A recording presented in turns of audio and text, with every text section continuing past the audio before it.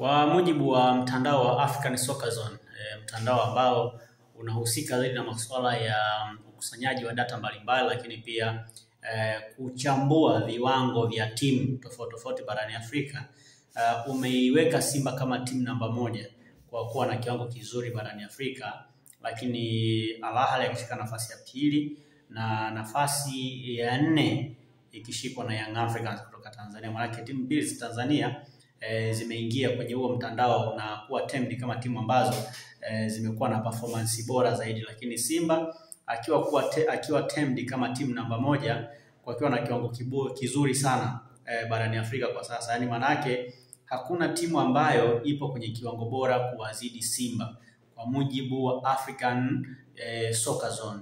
Na hawa ni watu ambao wanahusika, ni watu maarufu sana Afrika, nadhani mnawajua wengi Ni miongoni mwa website ambazo zinafuatiliwa na watu wengi sana duniani, na huo ni mtandao ambao pia mara nyingi hata takwimu zake huwa mara nyingi CAF pia wanazitumiaga mara nyingi. Yani CAF hawasemi kwamba wamezitoa pale, lakini mara nyingi sana huwa takwimu zao huwa CAF wanazitumia kutokana na namna ambavyo wamekuwa na usahihi mkubwa kwa takwimu zao. Na Simba wanaongoza wakiwa na nyota 3 mpaka sasa, kwa maana ni timu ambayo wameitem kama miongoni mwa timu bora sana zenye performance nzuri sana barani Afrika kwa sasa. Na usishangae kuhusu hilo, kwa sababu kwa msimu huu hata kwenye ligi kuu Simba wamepoteza mchezo mmoja tu, lakini pia kwenye mashindano ya kimataifa Simba wamepoteza michezo 2. Wamepoteza mchezo mmoja dhidi ya CS Constantine kwenye kombe la shirikisho barani Afrika, lakini pia wamepoteza mchezo wa hatua ya robo finali dhidi ya Al Masry kutokea pale Misri, mechi ambayo ilichezwa kule Misri kwenye mkondo wa kwanza. Yani manake kwenye mashindano ya kimataifa kwa msimu huu Simba imepoteza michezo 2, lakini kwenye ligi kuu imepoteza mchezo mmoja. Manake kwenye mechi za kimashindano kwa msimu mzima mpaka sasa Simba imepoteza michezo 3 peke yake. Ndio michezo pekee ambayo Simba wamepoteza. Manake ndio maana African Soccer Zone wameiweka kama timu ya kwanza kuwa na performance bora zaidi kuliko timu yoyote ile barani Afrika. Ndio timu pekee ambayo imepoteza michezo michache zaidi kwenye mashindano ya kimataifa, lakini pia kwenye mashindano ya ndani. Lakini ukiangalia kwa wapinzani wakubwa wa Simba kwa hapa Tanzania ni Yanga. Na Yanga yuko termed kama namba 4 kwa ubora barani Afrika. Lakini Yanga yuko nafasi ya 4 kwa sababu kapoteza michezo mingi msimu huu. Kwenye ligi kapoteza michezo 2.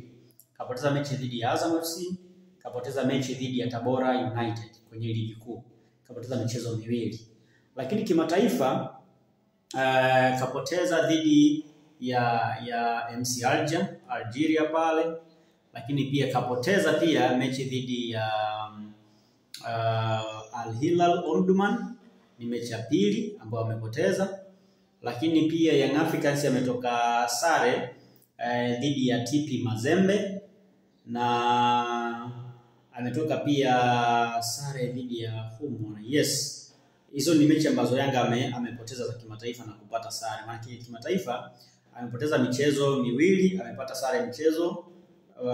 sare mchezo mmoja. Yes, lakini michezo 2 amepata sare michezo 2, na mechi dhidi ya MCR ya mechi ambayo ilichezwa hapa nyumbani. Kama nakumbuka ni mechi ambayo Yanga alitakiwa kushinda ili aende hatua ya nusu finali lakini ya robo finali, lakini mwisho siku alitoka sare. Kwa hiyo Yanga kapoteza michezo mingi msimu huu kuliko Simba, lakini pia ni timu ya 4 kwa kupoteza michezo mingi msimu huu. Maana ni kwamba hii ni mara nyingine Simba wanagaragaza Young Africans kwenye mashindano ya kimataifa. Maana bado Simba wanaonesha ubabe wao kwenye mashindano ya kimataifa kuliko Young Africans. Tuseme tu ukweli, kuna namna Young Africans wanapaswa kujifunza kwa Simba, kuona namna gani ambavyo wanaweza kuitumia Simba kama daraja la wao kusonga mbele zaidi. Simba ndio timu ya kwanza kuingia pia group stage kwenye klabu bingwa lakini pia ukiangalia wakati wanaingia klabu bingwa kuna kosi bora sana. Yanga alikaa wakajifunza na wakaja kuingia klabu bingwa, wakaenda mpaka robo finali, wakaingia tena group stage. Kutokana na namna ambavyo Yanga pia imejifunza kwa Simba, unaona Yanga nao na misimu kadhaa hivi hawajaweza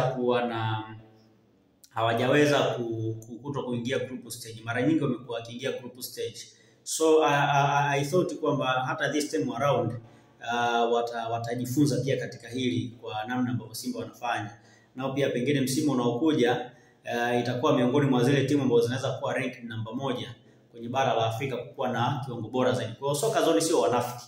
Ni watu ambao huwa wanatoa takwimu zao, wanatoa zile ranking kwa kufuata takwimu sahihi zaidi. Yaani wanafanya uchambuzi wa kina na wanatoa vitu vyao kwa kina kabisa bila shida yoyote. Yaani ni watu ambao hawana mbambamba, wanafanya vitu vingi kwa ule msingi ambao unatakiwa. Kwa hiyo naamini kwamba kwa kile ambacho Simba wamekifanya ndicho ambacho kimewapa wao nafasi ya kupanda juu zaidi, lakini kwa kile ambacho Young Africans wamekifanya ndicho ambacho pia kinawafanya Yanga kubaki hapa kwenye nafasi ya 4. Kwa hiyo sio vibaya kwa Young Africans kuendelea kujifunza kutoka Simba, kwa sababu Simba ndio wababe wa CAF zaidi kuliko Young Africans, na kwenye ligi Yanga ndio wababe zaidi kuliko Simba. Kwa hiyo kila mtu ana ubabe sehemu yake. Ya Simba ni mbabe wa Yanga kimataifa, lakini Yanga ni mbabe wa Simba kwenye soka la ndani. Kwa hiyo sio vibaya watu wakaendelea kujifunza zaidi kwa Simba ambaye amefanikiwa.